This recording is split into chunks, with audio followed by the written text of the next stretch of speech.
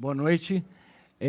Durante esse segundo semestre, o Unusol decidiu fazer esse evento 68 Invenções e Resistências, que vem desde agosto colocando em discussão uma série de problemas que foram, de uma maneira inventiva, produzidas nessas invenções em 1968.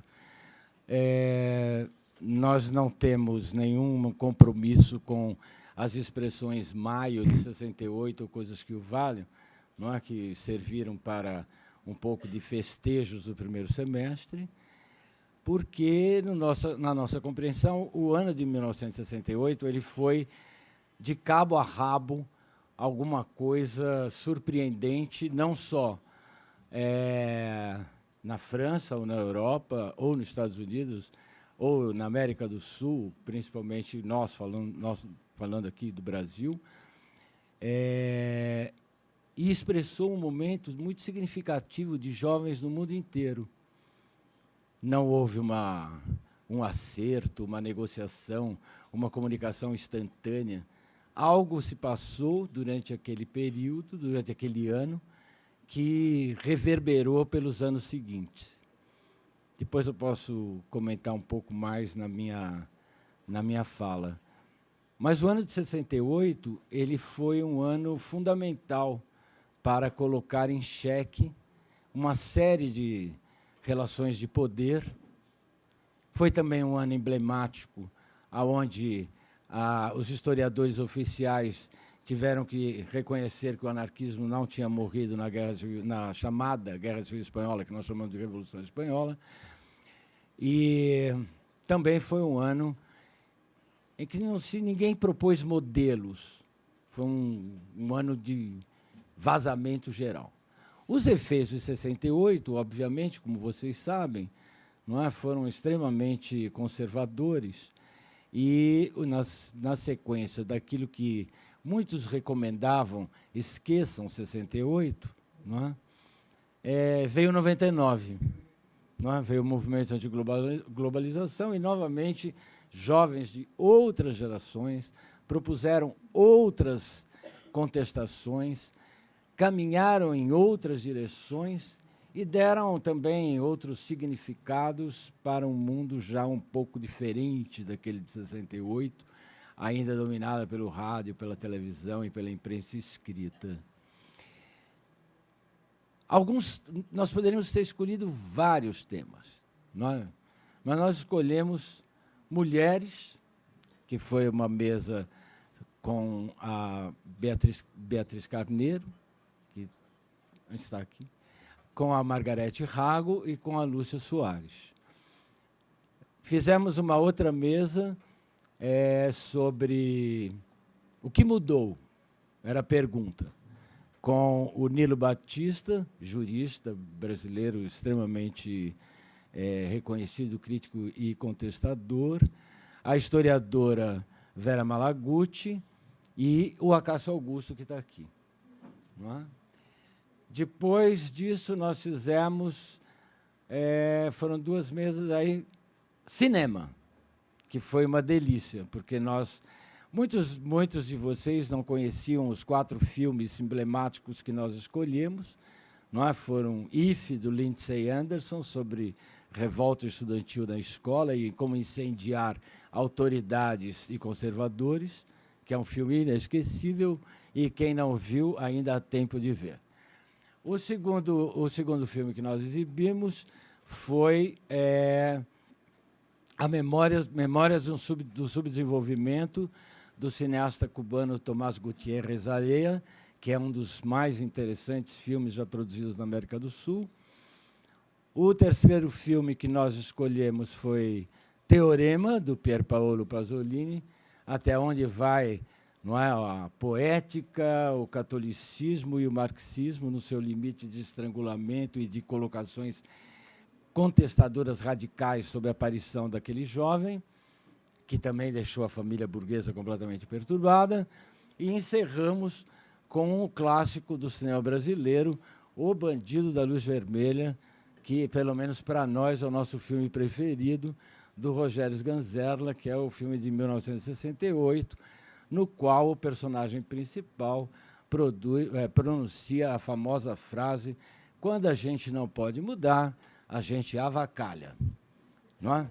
Tem humor, tem radicalidade, tem a possibilidade de explosão, é muita inventividade. Nessa sessão final dos filmes, o Gustavo Simões, daqui do No Sol, na companhia do Alexander Reis, da Unifesp, e do Pablo Martins, da Universidade de Brasília, fizeram uma das conversações mais instigantes desse nosso evento. Foi bastante... Nós ficamos muito contentes. Acho que as pessoas que vieram também ficaram muito contentes, muito satisfeitas, né, instigadas. E, antes dessa sessão, nós fizemos uma aula teatro chamada 68, Invenções e Resistências, no Tucarena, que também foi muito interessante, não só fazê-la, mas saboreá-la, não é? E terminar com todo mundo dançando, que foi uma delícia, todo mundo se divertiu pra caramba. Pensar com humor, não é? Só acredito em deuses que dançam, como dizia Nietzsche, e é isso mesmo. 68 ainda deixou essa pequena lembrança que eu espero que ninguém esqueça. Hoje a mesa, vou apresentá-la já, que é uma coisa assim, muito palpitante, muito emocionante para mim. E na próxima semana, do dia 5 de novembro, o Sérgio Salomão Checaira, do Direito Penal da USP, e o Lúcio Flávio Rodrigues de Almeida, do Departamento de Política daqui da PUC, estarão discutindo o horror do final de 68, que foi dezembro 13, o AI-5. Não é? Tem todas essas belezas, mas também há uma sombra que paira sobre nós até hoje. A mesa de hoje, nós resolvemos convidar duas pessoas que admiramos, que são muito amigas nossas, que têm um trabalho intelectual respeitabilíssimo, são muito queridas e muito instigantes. Então, nós chamamos o professor José Maria Carvalho Ferreira, que é da Universidade de Lisboa, dos sócios ISEG, que eu já apresentei para algumas pessoas aqui, como o professor que é responsável por vários intelectuais produzirem esse livraço, que não só é grande, mas também é denso, e que é muito importante. E, do meu lado esquerdo, o professor da Universidade de Buenos Aires, Christian Ferrer, eu não vou falar o nome inteiro, o Christian Ferrer, que nós nos conhecemos há um bom tempo atrás, né, Christian? Numa manhã, numa livraria em Buenos Aires, e nunca perdemos o contato, e nós, aqui do No Sol, temos também uma admiração muito grande pelo trabalho dele. Já publicamos várias vezes o Christian Ferrer na Ecopolítica, na revista Verve, assim como o José Maria Carvalho Ferreira. Não é? São dois pesquisadores muito envolvidos com o anarquismo, e eu espero que vocês saboreiem um pouco disso. Eu vou passar a palavra inicialmente para o professor José Maria Carvalho Ferreira, lembrando que o livro Utopia, Anarquia e Sociedade encontra-se naquela mesa, e as pessoas interessadas em adquiri-lo, é uma coisa meio assim, fica falando isso, né? Por favor, não é? Não se acanhe, não tentem furtar. Não é o espaço para isso. A propriedade é um roubo, todos nós sabemos, mas isso aqui não é uma propriedade a ser roubada, não é uma propriedade, ok? Isso aqui é uma conversação.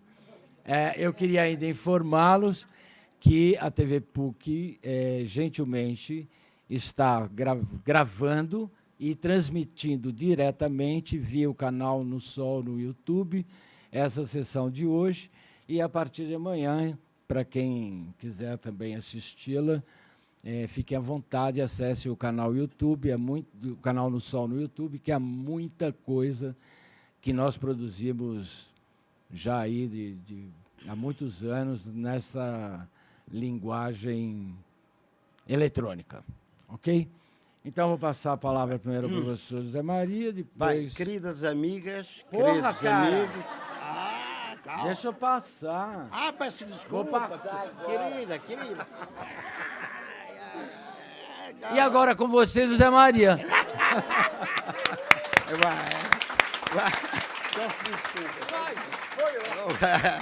Vai.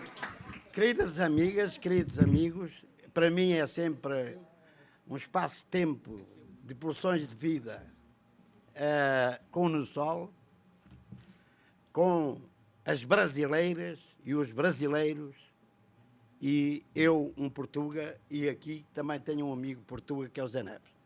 Bem, eu vou tentar fazer convosco uma viagem de descoberta, tentativa de criação, de liberdade cognitiva e emocional, tendo presente um texto que eu escrevi e foi publicado na Verve 33, cujo título é este: Anarquia e o Maio de 1968, em França.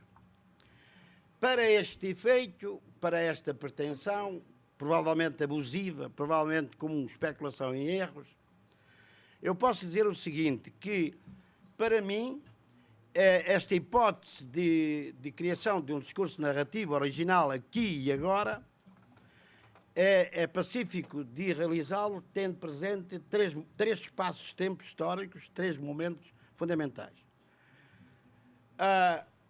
Quais as causas que estão na origem, quais as causas, evidentemente não vou focar todas, mas as principais, que deram à emergência, ou que possibilitaram a emergência de Maio de 68 em França.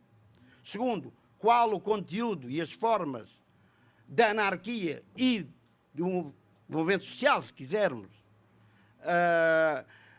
do Maio de 68 em França. E depois, terceira parte, que é os prolongamentos históricos daquilo que foi vivido no Maio de 68 em França.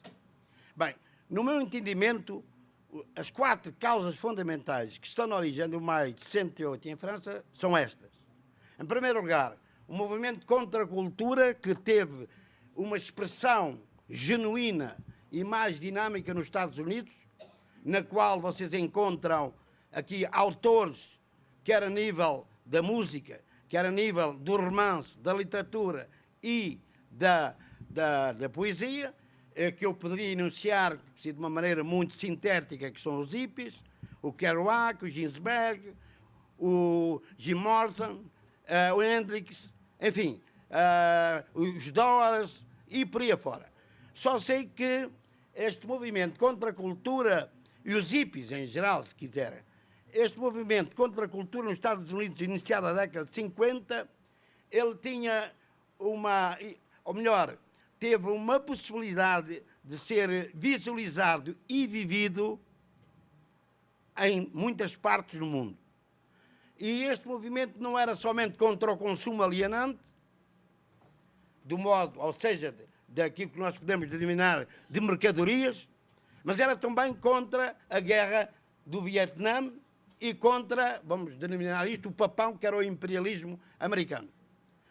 Ou seja, pode-se dizer que o conteúdo e as formas da contracultura e da luta contra a guerra do Vietnã e contra o imperialismo americano cimentou nas mentes e nas psiques de cada pessoa, vamos dizer, a nível do mundo, não em toda a gente, bem entendido, mas sobretudo naquilo que nós podemos denominar os estudantes,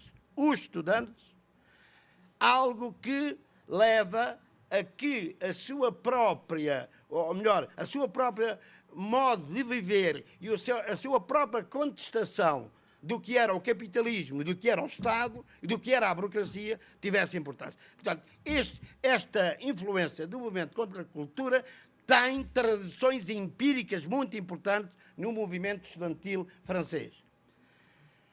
Posso dizer também, como outra causa, que tem os seus efeitos, que são os 30 gloriosos anos do capitalismo, que perduraram no espaço-tempo de 1945 a 1975. Ou seja, o capitalismo potenciou a sua capacidade de normalização dos grupos, das pessoas e dos Estados, tendo presente que a produção, distribuição, troca e consumo de mercadorias em bens e serviços, materiais, como o automóvel, como eletrodomésticos, como a nível de outros consumos muito importantes, da alimentação, por exemplo, é bem evidente que isto levou a uma potenciação e dinamização do capitalismo à escala mundial, com esses 30 gloriosos anos, porque potenciou necessariamente a maximização do lucro e, inclusivamente, potenciou a sua forma, o seu modelo societário como hegemónico relativamente ao comunismo que estava na União Soviética, que estava na China, que estava em Cuba e por aí fora. E não há dúvida alguma que tudo isto é verdade, em parte, mas potenciou também uma crítica interna em termos de movimento operário de massa e, sobretudo, daqueles operários que trabalhavam na cadeia de montagem nas grandes indústrias na Europa Ocidental. Bem, isto leva a que, por exemplo, antes mesmo de 1968, tivessem emergido greves selvagens em alguns países, por exemplo, como a França, e depois se generalizou, depois mesmo de 1968, na Itália, na Alemanha, no Canadá, etc, etc. Bem, o que quero dizer é que a contestação do capitalismo através destas greves selvagens também alertou o próprio movimento estudantil, movimento social estudantil, alertou para uma emergência do anti-imperialismo e para a emergência do anticapitalismo. E mais, que eu vou falar num outro facto não menos importante, que é, na própria França, emergir um movimento balizado pela intelectualidade, mas também no próprio movimento social estudantil, que foi o secessionismo, na qual, em 66, aparece um livro escrito pelo Mustafa Kayati, que é a miséria do meio estudantil, em Starbull. Há uma luta, há greve, há luta. E esse livro é de tal maneira importante porque ele baliza justamente, ou articula-se, com o movimento de contracultura nos Estados Unidos. Ou seja, a miséria do meio estudantil era o facto do movimento social estudantil viver uma forma de alienação e de rastros e de joelhos perante uma situação negativa que era o capitalismo e o Estado. Ora, e de alienação relativamente ao consumo. Um outro livro que está na linha e na continuidade lógica desta luta contra a alienação no consumo foi A Sociedade de Espetáculo, do Guy Debord, que aparece em 1967. E depois há um outro livro, não menos importante, que vai influir as jovens gerações, que é o livro de Raoul Van Game, que é o Tratado de Saber Viver para uso das jovens gerações. Bem, ou seja, se tivermos que pensar na alguma originalidade, eu diria intelectual ou ideológica, como queiram, naquilo que é a França como paternidade francesa, o secessionismo tem, não há dúvida nenhuma, uma influência estruturante no movimento estudantil e intelectual em geral. Bem, isto não implica que não se possa esquecer uma outra pessoa que foi... Ele teve vários pseudónimos, que é o Castoriadis, mas ele primeiro foi Pierre Solier, depois foi Pierre... Agora não estou capaz de... A minha memória, há aqui um lápis. Peço desculpa, eventualmente vou-me lembrar mais tarde. O que é facto, o Socialismo à Barbárie era uma revista que começou em 1949 e foi em 1966. Era uma revista que no início era trotskista, marxista, mas depois foi-se desviando para uma posição que eu posso dizer que é libertária em alguns aspectos. É libertária em alguns aspectos. Porque o Castoriadis começou, enquanto aquilo que chama a epistemologia do seu conhecimento, ele tenta se distanciar do Karl Marx e, portanto, assumir ele a pertinência da crítica e digamos, dispensando a parte marxista. Mas isto é no fim da sua vida. Bem, ora bem, este caldo de causalidades, necessariamente, ele ferve. E agora vamos para a França no seu conteúdo do início do maio de 68.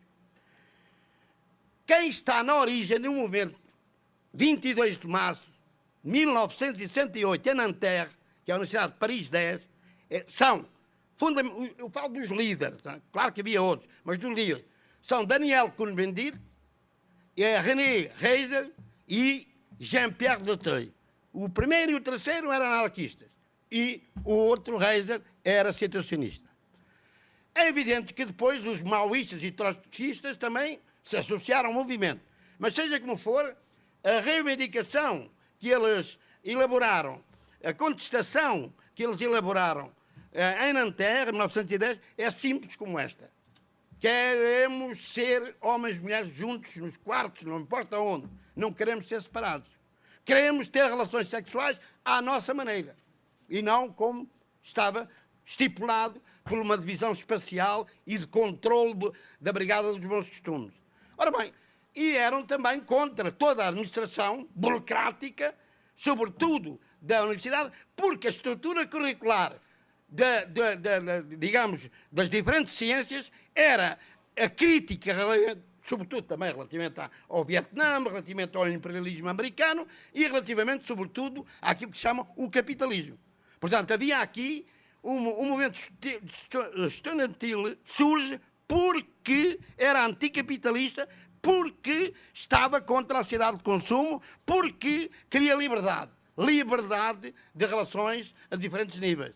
E liberdade no sentido positivo do termo. Ora bem, isto dá origem a uma... Porque a Nanterre é mais ou menos sufocada, eles são obrigados a sair, a vir para Paris, e em 3 de maio, atenção, 3 de maio, o que é que ocorre? Uma contestação general... Começa o início da contestação. Mas quando começa a haver porrada com coquetéis Molotov, geralmente é 6 e 7 de maio de 1900, no dia 3, 4 e 5, a coisa não foi muito desenvolvida. E foi um espetáculo de luta contra a cidade de consumo inaudita. Quer dizer, completamente, não tinha... Eram automóveis e automóveis queimados, como era... Quer dizer, tudo aquilo que era a manifestação corpórea mercantil do capitalismo, com simbologia do capitalismo, era destruído. Claro que aquilo era os pavimentos eram quase todos arrancados, a polícia com balas de borracha para não matar. Enfim, seja como for, o que é facto, ainda houve outros momentos de grande violência, sobretudo em 17 de maio de 1968. Entretanto, a partir do dia 9/10, também não tenho bem presente, a greve geral surge, que envolveu quase 10 milhões de operários. Bem, só que essa greve geral era um bocado controlada pela CGT, que era articulada pelo Partido Comunista Francês, e, no entanto, sobretudo os chefes, que eram Georges Segui, que eram os chefes de geral, eles atomizavam aquela coisa e tentavam controlar a greve para não ir mais longe. Ou seja, para não ir no sentido da Revolução Social, que era o que os estudantes queriam. Bem, ora, ocorre que o Acordo de Grenelle, em 1927, que envolveu as centrais sindicais e o governo, na altura era o governo de Pompidou, não, Pompidou era de Pompidou, peço desculpa se mais uma vez tenho aqui uma falha. Bem, seja como for, o que é facto é que com o Acordo de Grenelle, sobretudo naquilo que é a contestação a partir do operariado, a partir daquilo que se chama as massas trabalhadoras, a partir dos quase 10 milhões, realmente o maio de 68 sofre um grande abalo. Sempre temos em termos da expressão social. Portanto, havia uma sintonia entre aquilo que os estudantes queriam e aquilo que os operários queriam. Bem, a partir daí, enfim, o epílogo do maio de 68, podemos dizer que é nos finais de junho, nos princípios de junho de 1968, e, portanto, podemos dizer que, em termos da plasticidade social, da visibilidade social, dos jornais que circularam, das lutas que ocorreram, portanto, é difícil aqui dizer por mim, o movimento de 68, que começa no dia 3 e acaba no dia 15 de junho, 1968, não posso dizer isso. Só que posso dizer que no período de junho é algo que vai ou melhor, algo que vai diminuindo até desaparecer. Portanto, agora eu perguntar-me-ia, em termos de consequências, de prolongamentos lógicos de tudo isto. Bem, eu posso dizer o seguinte, para já, como primeira análise de mim mesmo e do meu discurso narrativo, aqui feito, que aquilo que eu foquei enquanto espontaneidade, informalidade e democracia direta, ou, não houve nenhum, isto é anarquia, não é anarquismo. Pronto, ou seja, toda a luta, na sua informalidade, espontaneidade e democracia direta possível, não teve nenhum modelo anarquista atrás disto que dissesse faça assim, faça assado e por aí fora. É daqui que eu já posso retirar como ilação primeira, como consequência primeira analítica, que esta anarquia de maio de 68 é algo que pode ser expresso por mim, peço desculpa pelo erro eventual, pela incapacidade intelectual eventual, é que a anarquia que perdurou em maio de 68 foi um caos auto-organizado, sem Deus e sem ambos, e só poderá ser uma probabilidade não linear no espaço-tempo do universo. Bem, quanto isto, eu agora vou tentar alargar a minha capacidade interpretativa e explicativa e compreensiva de maio de 68 para o momento de hoje. Ou seja, vamos tentar fazer uma historicidade também sintética para o momento de hoje. É evidente que eu próprio sou uma consequência do maio de 68, que eu comecei a fazer os meus estudos ditos universitários em Vincennes. Vincennes começa como centro universitário em 1969 e passa à universidade em 1970, denominada Paris 8. Ora, o que é que foi Vincennes? Vincennes foi que todos os estudantes que andaram em lutas radicais, professores, foram todos para lá, para um gueto. Foram todos para o gueto. E foram com base numa grande inteligência do Edgar Faure, que era Ministro da Educação, e do Pompidou, que na altura era Presidente da República. Ora, isto, eu apercebi-me nessa aprendizagem, naquilo que se chama universidade, de formação, que realmente ali era um espaço de espontaneidade, de informalidade e de muita democracia direta. Bem, enfim, isto durou e depois, como vocês sabem, esgotou-se. Esgotou-se e atualmente é Saint-Denis, Paris 2, até foi deslocada a própria universidade, porque estava lá em Vincennes e foi para Saint-Denis. Mas seja como for, outros prolongamentos existiram. Foi a própria lógica de luta contra a sociedade de consumo, foi, em certa medida, divulgada pelas populações. E mais, outra coisa mais importante que isto, a crítica radical dos partidos e sindicatos começa, de uma maneira intuitiva, não modelada, começa a ser feito pelo maio de 68. Já tinha sido feito pelos anarquistas e até por alguns marxistas radicais. O que é facto é que esse momento de espontaneidade e de informalidade traduzido em ação coletiva foi feito sem partidos e sindicatos. Quer dizer, claro que os sindicatos o que fizeram na greve geral foi atenuá-la e foi consensualizá-la com o Estado e com o capitalismo. Bem, eu diria que, portanto,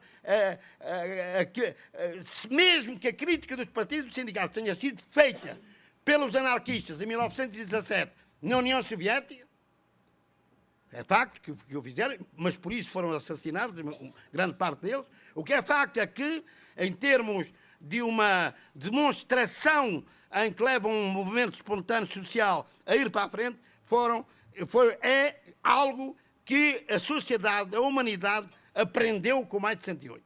Bem, mas agora vou-me focar no ponto, para mim é mais crucial, que é, digamos, a nossa atualidade. A nossa atualidade. Isso, para mim, é fundamental. A ver se eu consigo visualizar e interpretar, explicar e compreender aquilo que vou dizer a seguir. É o seguinte, o espaço-tempo histórico da alienação, do consumo de mercadorias, da reivindicação salarial, enfim, o que é que eu poderia dizer mais? Dos costumes. Se eu pensar que o maio de 68 é o epílogo, mais ou menos o epílogo dos 30 gloriosos anos do capitalismo, eu posso dizer que esse espaço-tempo de produção, distribuição, troca e consumo de mercadorias acabou ou está numa redução drástica. Pode existir, ainda existe, em países ditos subdesenvolvidos, em situação de escravatura, mas hoje eu posso dizer que esse mundo de economia real está a ser substituído pelo mundo de economia virtual. E daí eu posso deduzir que os atores, que podem ser espontâneos, podem ser informais, podem praticar a democracia direta, estão numa situação distinta, completamente diferente. E eu foco estes dois espaços-tempos, estas duas realidades, que é o seguinte: no tempo do mundo, do espaço-tempo da produção de mercadorias de tipo material, o que é que acontecia? As matérias-primas, linho, ferro, petróleo, madeira, etc., etc., eram exteriores à condição, função do fator de produção de trabalho. E a própria transformação de inputs, ou insumos, que vocês dizem, outputs, era algo que ainda era validado pela presença física, pela perícia, pela mobilidade, eu dizia pelo tempo e a capacidade cognitiva e emocional também, do fresador, eu diria, do torneiro, do mecânico, do eletricista e por aí fora. Ora bem, havia a produção, a distribuição, a troca e o consumo de mercadorias, mas o que é que acontecia? Acontecia que na produção, produzia automóveis, há um espaço-tempo para produzir automóveis. E esse espaço-tempo para produzir automóveis, é aí que há a conflitualidade, é aí que há o antagonismo, eventualmente, em tipo de salários, ou baixos salários, ou outras situações semelhantes. E depois havia o tempo da distribuição. E depois havia o tempo da troca e do consumo. O que me importa dizer é que este mundo de economia real tinha separação de espaços temporais, tinha fronteiras de espaços temporais. Eram mundos distintos. Ora, o mundo de economia virtual, para já as matérias-primas são completamente diferentes. São informação, conhecimento e energia. E por outro lado, ela é uma condição interna e externa ao fator de produção de trabalho. Por outro lado, a informação, conhecimento e energia, quer como inputs ou insumos, outputs, são internos e externos. São internos e externos à condição humana. Eu diria, neste caso, estou a focar fundamentalmente condição-função do fator de produção de trabalho. Ora bem, isto aqui muda tudo. Muda radicalmente. Porque isto não é questão só dos insumos, é também dos outputs. Mas o que eu posso dizer como primeira grande mudança, quem está aqui presente, internamente, externamente, como condição, função, é a cognição e a emoção em primeiro lugar. O físico tem pouca importância. Ele ainda atua como energia, mas tem pouca importância.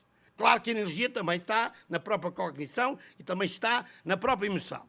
Ora, portanto, esta transformação dos inputs em outputs, que vocês sabem, computadores, eu vou falar de nanotecnologia, inteligência artificial, informática, páginas web, internet, robótica.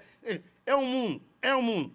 Mas o que importa aqui perceber é o seguinte, é que, em primeiro lugar, para além da natureza imaterial e analítico-simbólica destes outputs, não são materiais, para além da condição de função da transformação dos inputs em outputs, ser baseado em informação, conhecimento e energia humana, que tem uma realidade interna e externa, há o seguinte: não há separação espaço-temporal do momento da produção, da distribuição, de troca e consumo. É o que está aqui a acontecer comigo. Comigo, com o Edson e com o Cristiano, com vocês todos. Portanto, a TV, ou para destaque, a produção, distribuição, consumo, acabou. Não há mais moeda. Não há separação. Ora, mas esta realidade é efêmera e instantânea. Cada segundo, cada minuto, cada hora é preciso ter. Passa. Enquanto aqui esta televisão é capaz de demorar, hoje computador 5, 6, 7, 8 anos, isto aqui acaba. É produzido, distribuído, trocado e consumido. Perante isto, eu pergunto-me, que probabilidade histórica há de interpretar, compreender e eu diria, conhecer o Estado, Bolsonaro e outros, nesta realidade? Que possibilidade? Bem, eu penso que estamos em presença de uma situação onde a causa e o efeito de qualquer acontecimento passa a estar no indivíduo soberano com capacidade cognitiva e emocional. Acabou essa história de traduzir a pessoa numa lógica de modelo ou integrar a pessoa numa lógica de modelo e da ação coletiva miraculosa para justificar a oposição, para justificar a alternância, para justificar a reforma, para justificar em si, inclusivamente, a própria revolução. Neste sentido, eu acho que, em termos de causa e efeito, as tecnologias de informação e de comunicação, mais que nunca, no meu entendimento, permitiram a anarquia emergir como uma nova possibilidade civilizacional e como utopia. No sentido em que, se eu, através das tecnologias de informação e de comunicação, tiver a capacidade cognitiva e emocional de descodificar e codificar as linguagens das mesmas de forma atempada e adequada, é bem evidente que a minha energia, que a minha informação, que o meu conhecimento vitaliza todo o meu metabolismo, toda a minha possibilidade de vida, no sentido de pulsões de vida, não de pulsões de morte. Ora, este facto, mas como é que isto depois se passa, passar para o outro, até para a sociedade do mundo? Bem, isso é possível, só que isso só com indivíduos livres e soberanos, com indivíduos que possam ser autogoverno. Mas, sem isso nada feito. Sem isso é uma justaposição de elementos humanos que se atrapalham, que se confundem e que estão mais atirados para as pulsões de morte e não para as pulsões de vida. E aqui, para finalizar, porque senão nunca mais acabo, tenho a dizer o seguinte, eu aqui tenho uma crítica a fazer, uma crítica não, o que é que me pode dizer em português? Uma fuga que eu estou a fazer dos anarquismos. Porque, infelizmente, eu até estava próximo, muito mais próximo, sempre tive, do anarco-individualismo e do anarco-naturismo. Mas, não obstante isso, todos, o anarco-comunismo, o anarco-sindicalismo, o anarco-primitivismo, está numa situação que eu diria muito, muito grave, porque são modelos. São modelos. Os modelos implicam uniformidade comportamental. E eu pergunto, quem é que controla essa uniformidade? Quem é que lidera essa uniformidade? Portanto, isto é uma negação. E depois, como é que costuma, no próprio modelo e contra outro modelo, quer dizer, claro, nascem conflitos e contradições. Por isso, temos que, pese embora todos os devaneios e as suas insuficiências, pensar no anarquismo cibernético, pensar num anarquismo tipo de ficção científica e pensar num anarquismo. Porque eu também, e se esses forem modelos, arrebentou, também não os quero. Também fujo deles. Que é anarquismo ligado ao... Como é que eu posso dizer isto em ismo? Porque isto chateia-me o ismo. Os acres, como é que eu posso dizer isto em português? Anarco-activismo, seja como for. Sim, o problema é que estes modelos, são modelos ainda, porque são ismos. Eles, no mínimo, para mim, tendo presente as contingências das tecnologias de informação e de comunicação, permitem que o indivíduo está só. Ele pensa a partir dele, faz a partir dele, vive a partir dele. E não está constrangido a cumprir uma regra ou uma ideologia ABCD. Portanto, de qualquer forma, eu tendo presente aquilo que é a negação desta porcaria toda, em termos do Estado e do capitalismo à escala mundial, e tendo presente a coisa que precede o capitalismo, o próprio Estado, que as pessoas nunca falam, que é a civilização judaico-cristã, o problema está aí, Porque a civilização judaico-cristã separa o bem do mal, o pequeno do grande, o ódio do amor, a amizade, enfim, faz separações, dicotomias. Isso não existe. Não existe.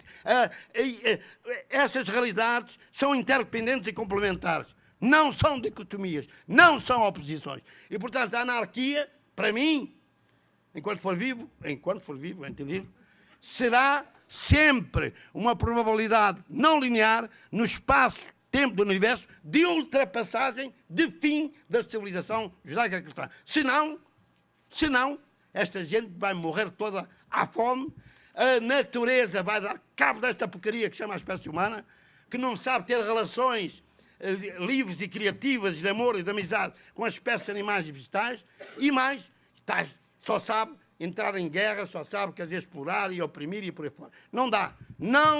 Esta civilização não dá.